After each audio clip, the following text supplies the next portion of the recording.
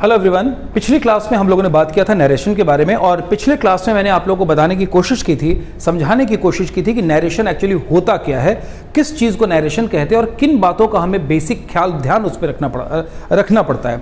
आज और पिछले क्लास में मैंने आपसे वादा किया था कि जो नरेशन की हमारी अगली क्लास होगी उसको मैं स्टेप बाय स्टेप आपको बताना शुरू करूँगा। थोड़ा सा अगर मैं रिमाइंडर दे दूं तो मैंने ये भी कहा था कि जो नरेशन की पढ़ाई होती है वो आर्यभट्ट नॉलेज यूनिवर्सिटी के स्टूडेंट्स यानी एक स्टूडेंट्स के सिलेबस में है। ये उनके फर्स्ट सेमेस्टर के बिजनेस इंग्लिश और सेकंड सेमेस्टर के कम्युनिकेटिव इंग्लिश के कोर्स में यूनिवर्सिटी का पेपर है जिसमें ग्रामर का सेक्शन पढ़ना है और ग्रामर में इंग्लिश ग्रामर में नरेशन एक इंपॉर्टेंट पार्ट है। वैसे तो टेंस भी है, वॉइस भी है, एक्टिव वॉइस और पैसिव वॉइस, लेकिन फिलहाल हम नरेशन की बात कर रहे हैं। तो पिछले क्लास में जहां मैंने अपने वीडियो को रोका था वहीं से मैं शुरू कर रहा हूं, यानी नरेशन की कड़ी में ये हमारा दूसरा वीडियो है। आज मैं आपको नरेशन के पार्ट्स को समझाने की कोशिश करूंगा। If I could give you a quick reminder, तो पिछली क्लास में मैंने बोला था Rahul said to Mona, I am reading this book these days in this library with you.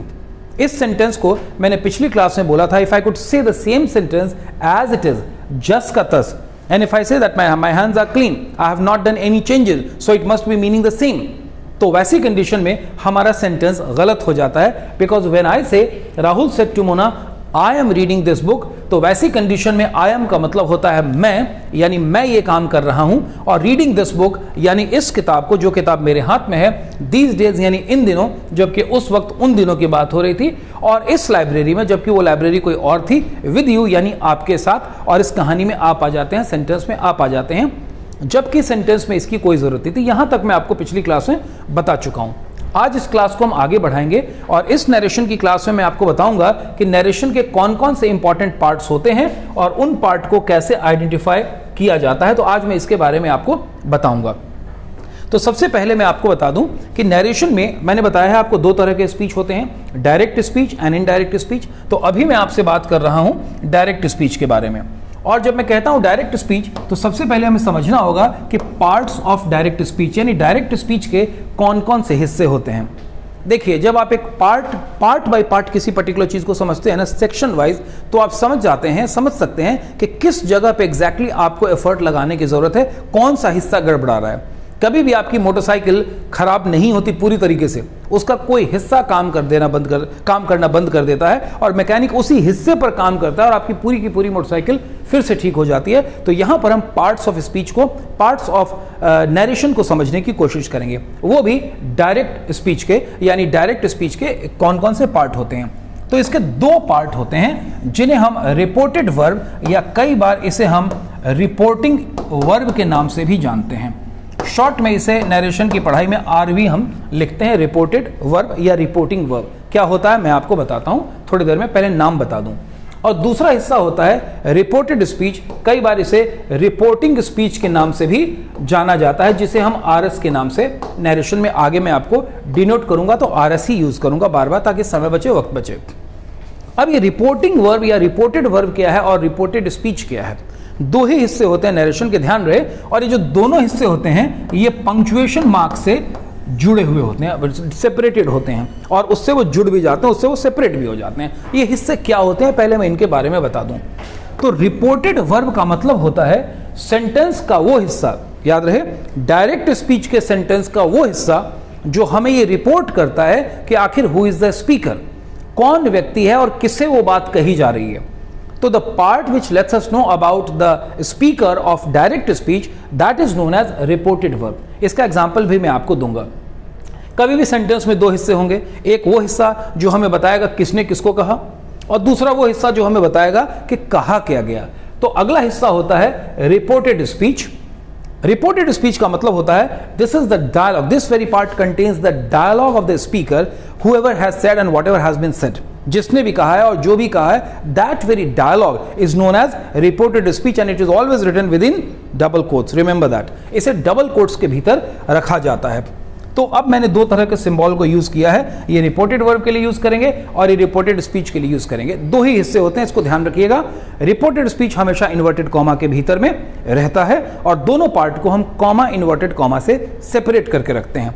अब मैं अगले पार्ट पर आपको बताता हूं। इसकी तीन पोजीशंस हो सकती है, इस पर्टिकुलर चीज की तीन पोजीशन हो सकती है। वो तीन पोजीशन क्या हो सकती है मैं आपको बताता हूं। There can be three situations.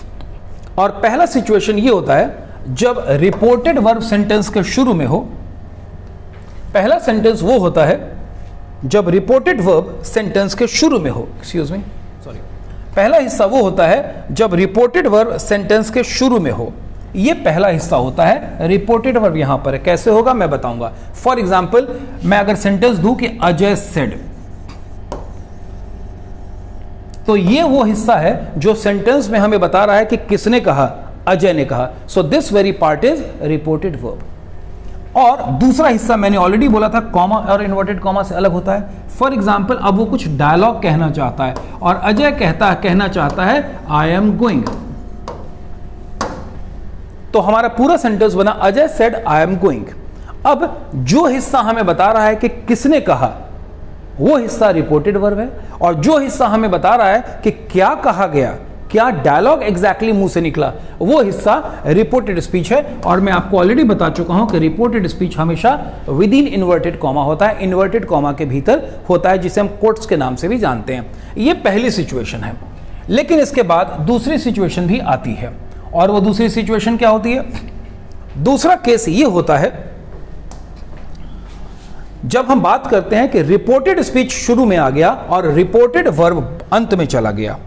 ये कौन सी सिचुएशन होती है? ये सिचुएशन मैं बताता हूं। For example, the sentence can also be like that, I am going,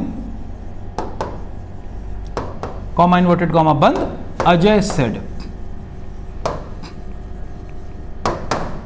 अब यहां पर आप देखेंगे कि कहने वाला कौन है? अजय। तो ये पार्ट रिपोर्टेड वर्ब है, लेकिन यहां आप देखेंगे कि रिपोर्टेड वर्ब सेंटेंस के अंत में आ गया, और रिपोर्टेड स्पीच यानी जो डायलॉग बोला गया था वो डायलॉग सेंटेंस के शुरू में आ गया। यानी प्लेसमेंट में केवल चेंज हुआ है, but the concept remains the same.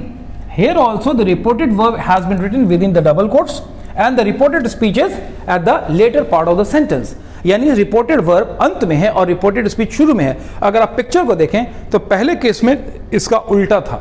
पहले केस में बात थी Ajay said I am going, और यहां हो गया I am going Ajay said. ये दूसरा कंडीशन है। लेकिन एक तीसरी परिस्थिति भी बन सकती है जिसमें रिपोर्टेड वर्ब बीच में आ जाएगा और रिपोर्टेड स्पीच दो भाग में बट जाता है।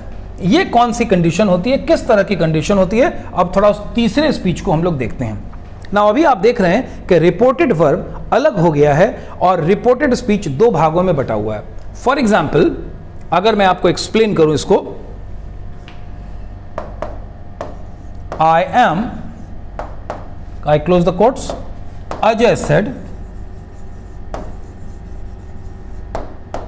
Open the quotes again, going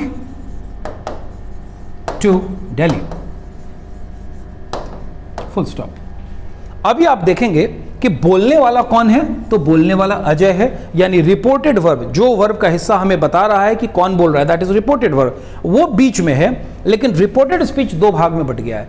मैंने ऑलरेडी आपको कहा था शुरू के वीडियो में, बिगनिंग में मैंने कहा है कि अगर रिपोर्टेड वर्ब को, रिपोर्टेड स्पीच को आइडेंटिफाई करना है तो विद इन डबल कोट्स को देख लेते हैं। तो विद इन डबल कोट्स क्या है? आई एम और going to Delhi. Definitely the sentence has been split, sentence को दो भाग में बांट दिया गया है, लेकिन यह सेंटेंस एक कंप्लीट सेंटेंस है। इसका मतलब हिस्से दो ही हैं, रिपोर्टेड वर्ब और रिपोर्टेड स्पीच, और ये हिस्से अलग अलग जगह पर हो सकते हैं, यानी इनकी प्लेसमेंट अलग हो सकती है। मुझे लग रहा है कि ये कॉन्सेप्ट अब आपको क्लियर हो गया होगा कि डायरेक्ट स्पीच के दो भाग होते हैं, रिपोर्टेड वर्ब और रिपोर्टेड स्पीच, और इसकी प्लेसिंग इस तरह की तीन प्लेसिंग हो सकती है। अब थोड़ा हम आगे बढ़ते हैं और मैं आपको एक्सप्लेन करना चाहता हूं इस पर्टिकुलर चीज को। देखिए,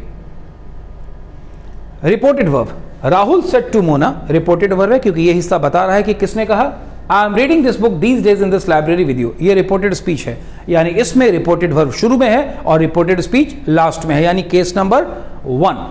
अब जरा दूसरे केस को देखते हैं। सेकंड केस, रिपोर्टेड स्पीच शुरू में और रिपोर्टेड वर्ब अंत में, यानी इसमें कौन आदमी कह रहा है, किसे कह रहा है, उसका जिक्र अंत में होना चाहिए। एग्जाम्पल ले लेते हैं, रिपोर्टेड स्पीच जो भी बोला गया वो विद इन डबल कोट्स है, और बहुत सिंपल सेंटेंस मैंने लिया है, I am reading this book these days in this library with you, Rahul said to Mona.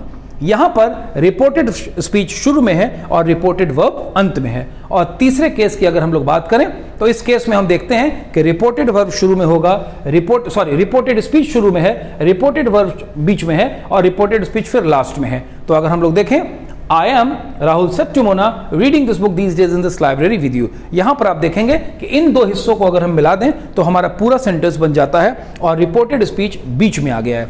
तो मुझे लगता है कि इस वीडियो के माध्यम से जो मैंने आपको बताने की कोशिश की कि किसी भी नरेशन के टॉपिक को पढ़ते वक्त डायरेक्ट स्पीच के कितने हिस्से होते हैं और वो क्यों होते हैं, उनका वो नाम क्यों पड़ा है, कैसे वो हिस्से अपनी पोजीशन को बदल लेते हैं, मुझे लगता है कि इस वीडियो के माध्यम से ये कॉन्सेप्ट अब आपका हमेशा के लिए क्लियर हो गया होगा। मैंने कोशिश की है इस वीडियो को बनाते वक्त कि मैं बहुत ज़्यादा ग्रामेटिकल टर्म्स को यूज़ करके आपको कंफ्यूज नहीं करूं। तो मुझे लग रहा है कि ये कॉन्सेप्ट आप समझ गए होंगे। अब अगली बात को अगर हम लोग लें तो हम ये समझना चाहेंगे कि ये एक डायरेक्ट स्पीच है। Rahul Sattumona, I am reading this book these days in this library with you. और अब हमारा अगला टॉपिक होगा कि आखिर डायरेक्ट स्पीच को इनडायरेक्ट बनाया कैसे जाता है और किस तरीके से बनाया जाता है। तो ये होगा हमारा अगला टॉपिक, अगले वीडियो का विषय यही रहेगा। तो मुझे लगता है कि आज तक जितना मैंने बताया इस वीडियो में, इस टॉपिक को क्लियर करने के लिए काफ़ी है। अगर आपके कोई सवाल हो तो मैं उनको वेलकम करना चाहूँगा। आप हमारे चैनल को लाइक करें, सब्सक्राइब करें और बेल आइकन भी दबा दें ताकि आपको इन्फॉर्मेशन मिलती रहे। अगर आपने अभी तक इसे लाइक नहीं किया है तो इस तरह के एजुकेशनल वीडियोज़ आपको मिलते रहेंगे। So thank you so much for watching this video. Keep watching us. Thank you so much. Have a great day ahead.